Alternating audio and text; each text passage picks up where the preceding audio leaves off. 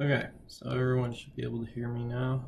Um, so this is the comp that I worked up. It's a guy juggling heads with different emotions. In the background, we have volcanoes and darkness and clouds into rainy clouds into sunny day with sunny hills and just kind of a white fade in, black fade in over here. All right, so our first step is to go over all of that. And then we will grab our artwork. I do have this sped up so that way we don't have to watch this for 25 minutes. So I already downloaded a lot of stock photography for this. Again, Google image search, set the settings to large to make sure that you have files that are as big as you need. With each of these, make sure that once you drag them in, you rasterize them. Otherwise, you really can't do that much editing without them. So I did a little bit of a color comp so you can get the idea of the sketch. So now I'm just going to bring in a lot of the elements that I want within it. You can bring them in so that way we can group rasterize them later. So I'm just dragging in all the mountainous elements. I'm just looking for kind of ragged mountains, good hills, just random stuff. This one's a little small on the resolution on that one, but again, we're going to be adding a lot of elemental work to it. So then as you saw, I grouped all of those layers together and then chose rasterize, and that turns it into editable where I can delete stuff and remove stuff. Try to mask. For this, I think we're going to just skip masks because we're going to be doing a lot of painting using the textures that exist, so we don't need the actual photo as much as we do kind of the textures within the photos. So I'm just getting rid of some of the backgrounds. We can just have some mountains here. With this one, I was thinking that side of the mountain would be a good ground plane. So one thing to keep in mind too is in the comp, the sun is always coming from the right, so we need to make sure all the lighting reflects that on all of the mountains, everything. Again, I'm using this as a ground plane. I did duplicate it over here so that way I can also get these hills if I want them, or this little stretch of hill as well. So again, just deleting all the backgrounds.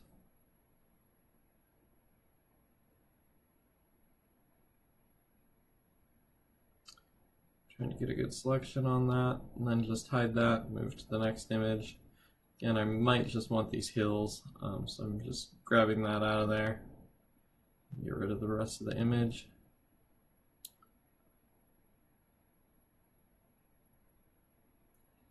Just deleting some of the extra junk that's with that. Shrinking it down, as you can see, it naturally kind of looks like a ground plane already, so we can use that as kind of a foothills up to the volcanoes and everything.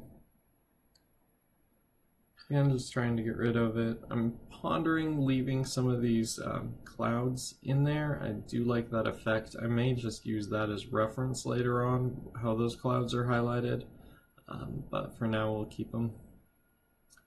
I'm capturing some of those little background hills to just kind of keep those in, and flipping the images as well so that way the lighting is on the correct side. So go to image, adjust, transform, flip horizontal. Alright, so we have our collection of mountains. I'm gonna kind of reorganize them, size them down so we have kind of a good collection of background mountains for this image. We can even stretch and squish them.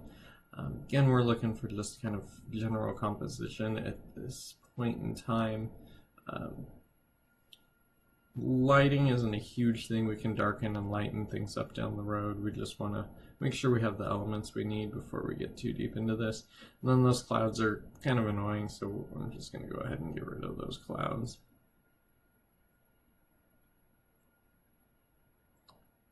As you can see, with not a whole lot of work, we now have pretty much a big mountainous region. I'd like kind of a middle ground between that rocky foreground. I think that hill can be pretty nice. So shrink that down, that way we have foothills, some grass, And like that, I'm actually going to duplicate that, grab some more of that, and then if you just take an angle, stretch it a little bit, and overlay it, it's not as obvious. And again, we can kind of touch up everything. We just want to get the composition elements in place. And the Smart tool works most of the time, doesn't always work though. Alright, so we're just going to delete that, leave that as kind of a middle ground, then we have our rocky foreground. Alright, so now we need some clouds for the background, scary clouds. Alright, so again, size, large, and just grab clouds that look interesting to you. Again, we are sped up. This is usually, it took me about 25 minutes to do this video.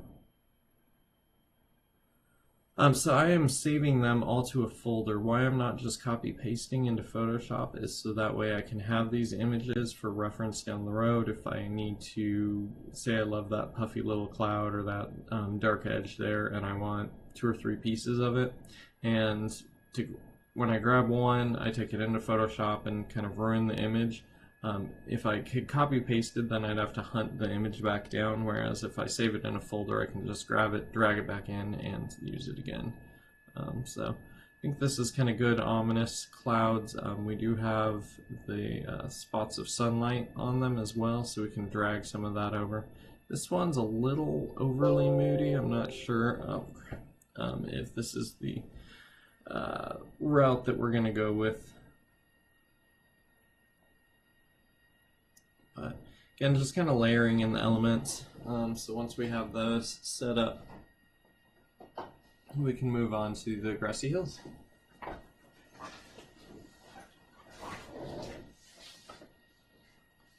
Plug this in real quick.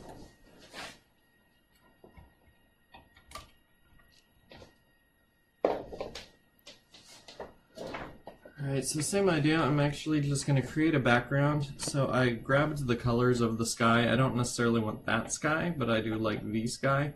So I'm just made a gradient, its own layer of the sky with those colors, because I think those colors are pretty effective. I have another bright, shiny, sunny one.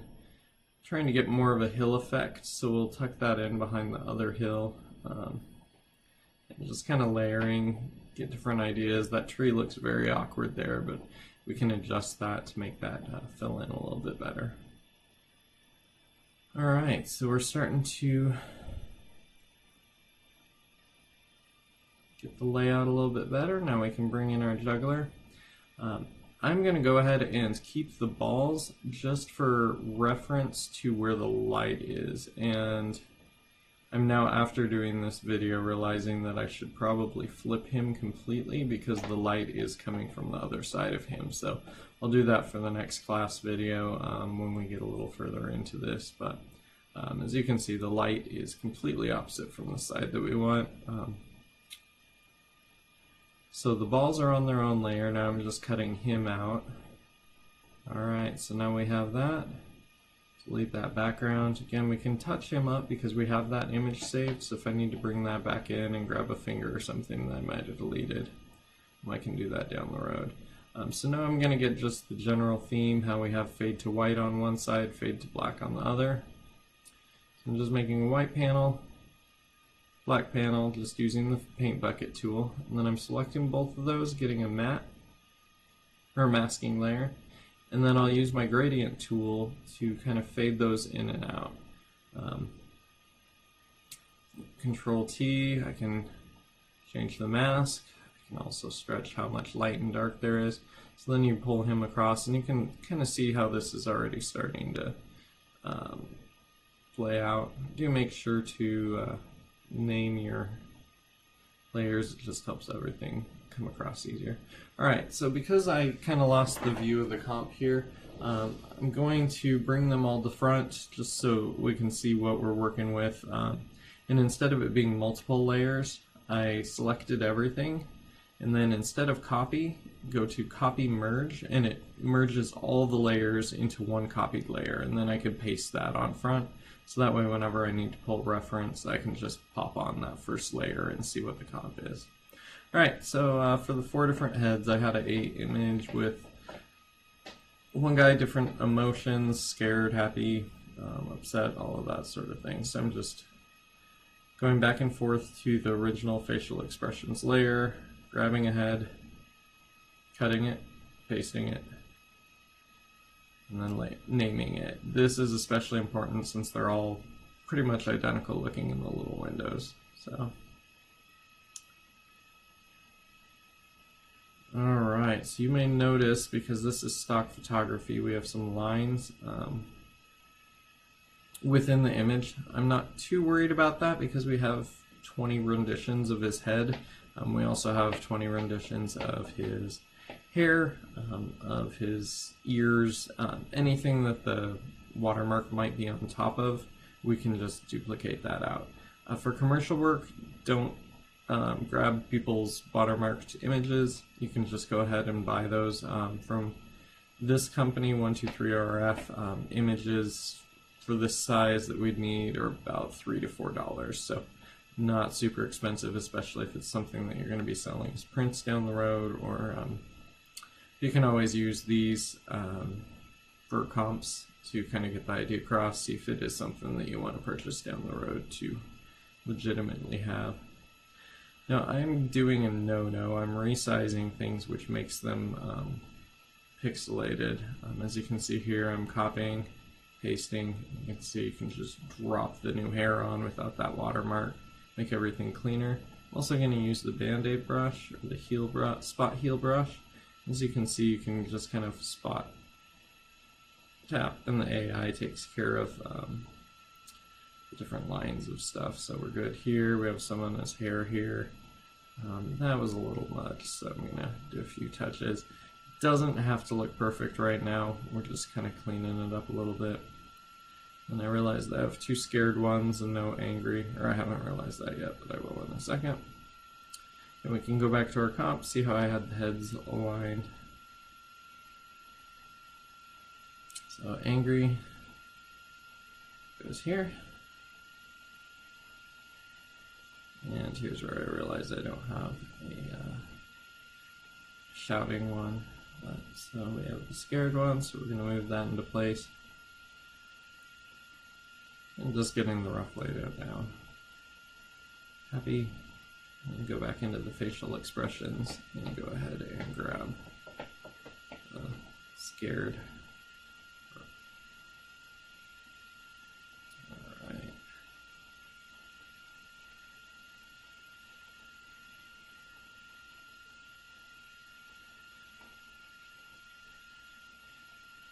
Okay, so bringing that in. Alright, so now we have all of our elements into place.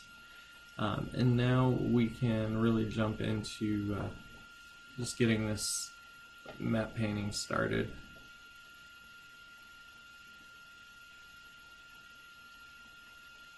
Thank you.